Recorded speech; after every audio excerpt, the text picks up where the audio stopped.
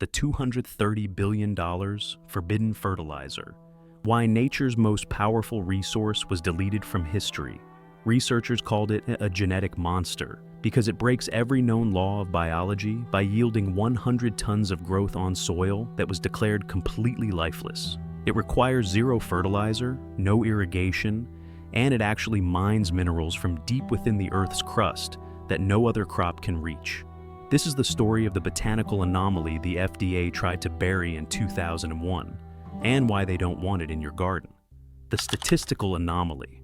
For over a century, this has been the gospel of the Green Revolution, a system built on the premise that the Earth is an empty vessel that must be filled by human industry. But in the early 1960s, a series of high-stakes agricultural trials in the United Kingdom shattered every one of those rules with such force that the scientific community was left in a state of paralysis. Researchers documented what can only be described as a botanical glitch, a genetic monster that yielded a staggering 100 tons of biomass per acre year after year on soil so degraded, sandy, and nutrient-poor that it was considered biologically expired and commercially worthless by every standard metric. This plant was not a delicate blossom requiring pampered care or expensive climate-controlled environments. It was a green furnace of raw productivity.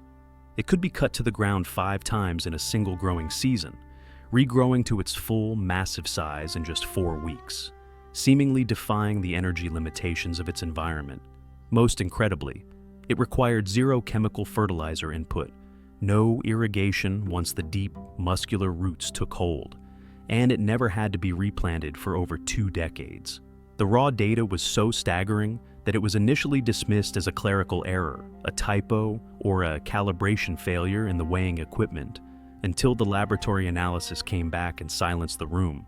This wasn't just a plant, it was a biological anomaly, a nutrient pump designed by nature to pull rare minerals from deep within the Earth's crust and deposit them on the surface for free.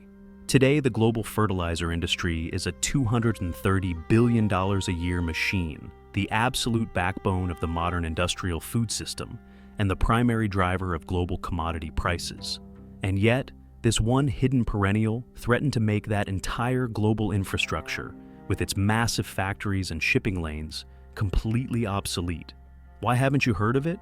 Why did your local garden center suddenly stop selling it in 2001? And why did the FDA issue a surgical strike, warning that effectively erased it from the American consciousness?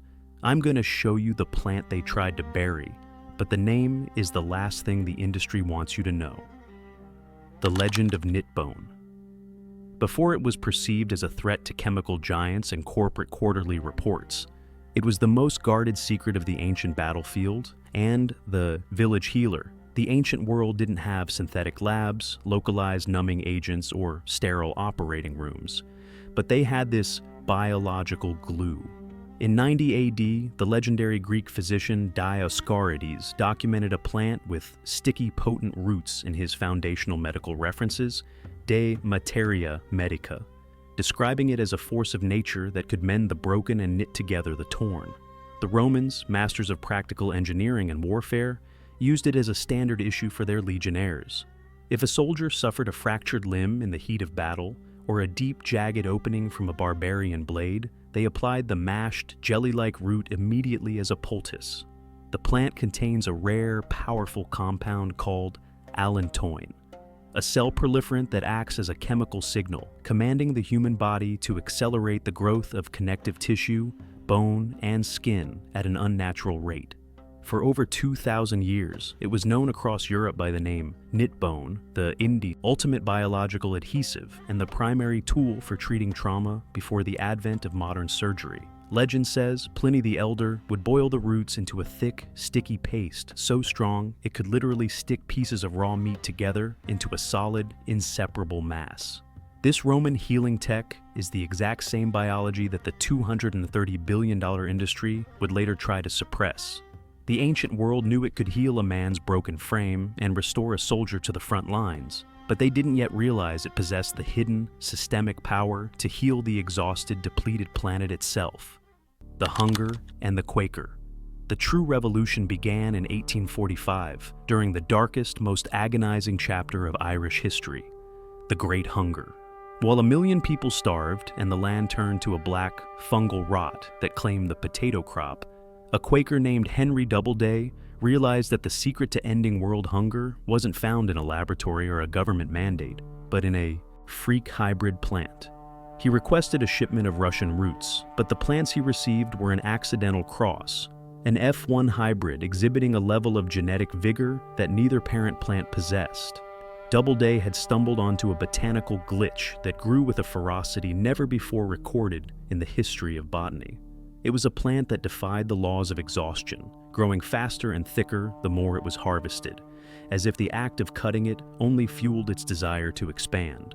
Seeing the potential to end human suffering and provide infinite fodder for livestock that could survive any drought, he abandoned his lucrative business interests and spent the next 30 years of his life proving this plant could feed the world. He created a research legacy of soil health, protein density, and yield data that the modern subscription model of farming simply could not allow to exist. To the burgeoning industrial complex, his success was a direct threat to the coming age of chemical dependence and the commodification of the soil fertility.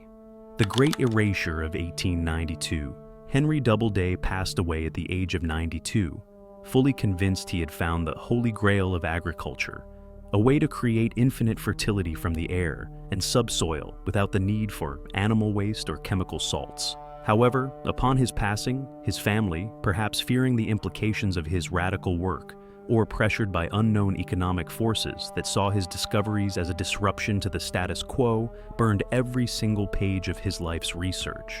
30 years of meticulous data, the yield counts, the nutritional breakthroughs, the soil restoration analysis, and the hybridization secrets, vanished into a fireplace in a matter of hours. The secret was lost for half a century, leaving the world to descend into an era of total chemical dependence and the creation of the massive petrochemical fertilizer complexes that Doubleday had sacrificed his life to prevent. The burgeoning fertilizer industry didn't have to eliminate the plant yet. They just had to wait for the smoke from the fireplace to clear and for the world to forget. They knew that, without the specific knowledge of the hybrid's management and the precise varieties Doubleday had isolated, the plant would remain a local curiosity rather than a global threat to their profits. The resurrection of the 100-ton yield. In 1948, as the world emerged from the wreckage of World War II and looked toward new ways to rebuild, a brilliant horticulturist named Lawrence Hills discovered the faded legend of the Quaker who grew 100 tons per acre and decided he would finish what was started. He founded a dedicated research association, the HDRA, and gathered every surviving strain he could find across the European continent. Out of 21 distinct varieties he meticulously tested, one stood above the rest, like a giant, Bocking 14 Comfrey. But the massive yield wasn't the primary reason the industry panicked. It was what happened when you cut the plant down that terrified the boardroom executives. What Hills discovered in his laboratory is the specific mechanism that makes the modern fertilizer industry tremble. The plant was not consuming the soil's finite resources. It was actively creating new soil through its own biological processes, the biological mining drill. To understand its power, you must first understand the structural failure of modern crops like corn, wheat, and soy. Most food crops are shallow, weak feeders, acting like sheep grazing only the topmost surface of the land. Their roots rarely go deeper than 18 inches, existing in a thin, exhausted layer of topsoil that is constantly being depleted of its life force by sun, wind, and repetitive farming. Bocking 14 is the rebel of the plant world. It sends a massive, muscular, vertical taproot 10 to 15 feet deep into the earth. It is a biological mining drill, punching through heavy clay, through solid shale, and deep into the mineral rich. Subsoil, a layer of the earth that hasn't been touched or depleted by modern farming for millennia. Down in those ancient depths, it accesses a literal vault of concentrated minerals, potassium, calcium, magnesium, and manganese that are inaccessible to almost every other form of vegetation.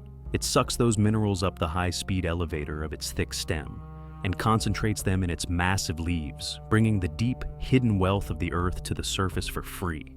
It acts as a bridge between the core of the planet and the garden bed, bypassing the need for any external input or expensive chemical additives. It is the ultimate decentralization of wealth. The 48-hour melt. The nutrient density of this plant is scientifically unparalleled in the natural world. While commercial cow waste rarely exceeds 1.5% potassium, Bocking 14 delivers a staggering 7% or more in a bioavailable form. But the sheer speed of the plant is the real revolution for the modern gardener. Most green, manures or cover crops take weeks or months to break down because they have high carbon to nitrogen ratios and tough cellulose structures. Comfrey is different.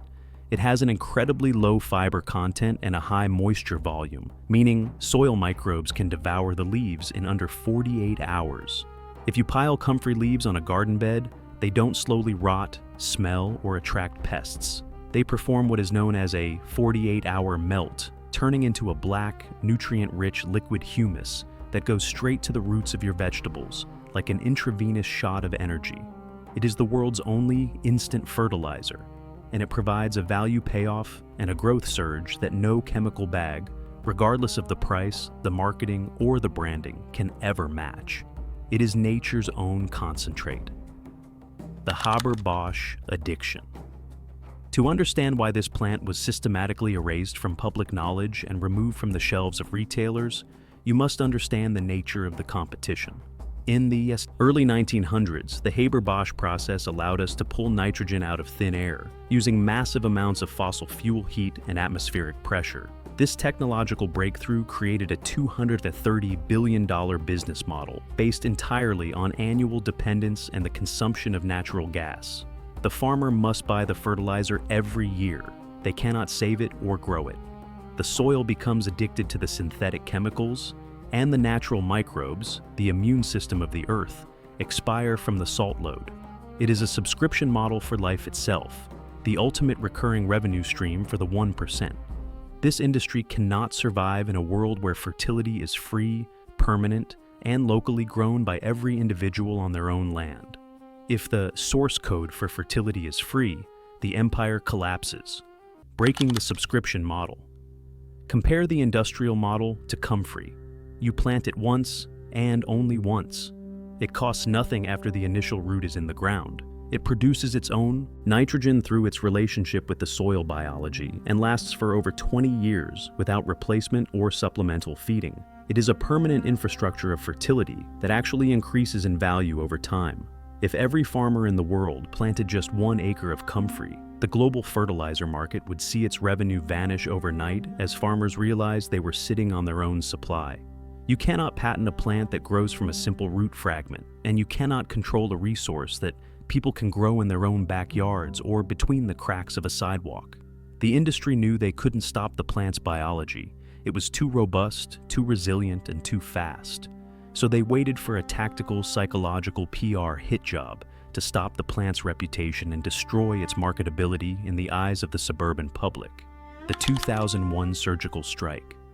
On July 6, 2001, the FDA issued a sweeping warning that would change the history of this plant forever and effectively, end its commercial availability. This was a calculated surgical strike against the plant's credibility. They announced that comfrey contained pyrrolizidine alkaloids, compounds that could cause liver damage if ingested in massive, unrealistic quantities, amounts no human would ever reasonably consume in a lifetime.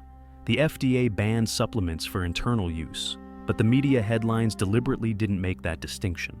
Garden centers across the country saw the word harmful in the news cycle and immediately stopped stocking the plants to avoid massive liability and insurance hikes. The timing was highly suspicious. In 2001, natural gas prices, the primary ingredient in synthetic fertilizer, were skyrocketing, threatening the industry's margins. As the agricultural industry consolidated into massive, multinational conglomerates, the one plant that offered permanent independence to the common man was framed as a public health crisis to be avoided at all costs. The science of fear. What no one explained during the orchestrated panic was the simple science of the soil and the metabolic breakdown of alkaloids. Using comfrey as a fertilizer or mulch poses zero risk to humans because soil microbes break down the alkaloids almost instantly. These compounds are large molecules that do not pass through the root barriers of other vegetables. The compounds never enter the fruit of the tomato or the leaf of the lettuce. The result of the news cycle was a PR masterpiece of manipulation. Comfrey vanished from mainstream gardening magazines and agricultural discourse within 5 years. The public heard liver damage and assumed the plant was perilous even to touch, look at, or grow. This orchestrated campaign of fear ensured that the expensive chemical subscription model for fertilizer remained the only safe and approved option for the American home and farm. The independence of the gardener was sacrificed on the altar of corporate fiscal security, the underground currency. But Lawrence Hills had been prepared for this eventuality. He knew that for Comfrey to survive the coming dark age of industrial control and regulatory capture, it had to be decentralized. He had spent 40 years of his life mailing root cuttings for free to anyone who requested them, building a human network that spanned the globe.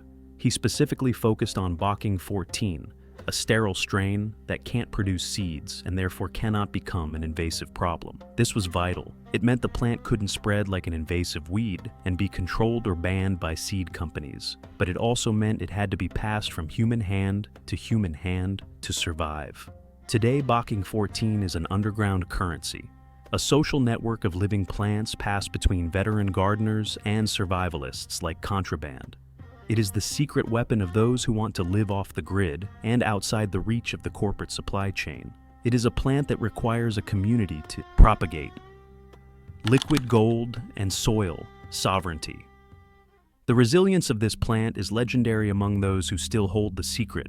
It survives 30-degree winters, thrives in the most punishing droughts by reaching deep into the water table, and produces 100 tons of biomass per acre for 2 decades without a single drop of synthetic help. You can use the leaves as a thick, weed-smothering mulch, make a liquid gold tea fertilizer that consistently outperforms commercial feeds in blind trials, or use it to supercharge your compost piles into high-grade soil in half the usual time. Comfrey solves the problem of fertility without the need to purchase a single thing ever again. From 1845 to 2001, 3 powerful forces tried to erase this plant. Time erased the original notes, industrial agriculture erased the perceived need for perennials, and regulatory confusion erased it from the retail stores. But none of those erasers could change the fundamental math of the earth or the incredible efficiency of its roots, the unpatentable revolution. The fertilizer industry generates hundreds of billions of dollars by selling products you are forced to buy every single season. That entire global system relies on you forgetting one simple truth. Fertility can be grown. It does not have to be bought. Comfrey cannot be genetically modified to force annual purchases, and it cannot be controlled because it thrives from a single, indestructible root fragment. It is not a weed. It is a declaration of freedom from the corporate supply chain. It is fertilizer that costs nothing forever, providing a permanent hedge against inflation and resource scarcity. The fact that a multi-billion-dollar industry spent 150 years trying to make you forget it even exists tells you exactly how valuable it truly is to your personal independence. They didn't want you to have a solution that didn't require a credit card or a trip to a big box store. Opening the vault. The story of Comfrey is a powerful reminder that the most valuable things in this world often cannot be sold. They can only be shared.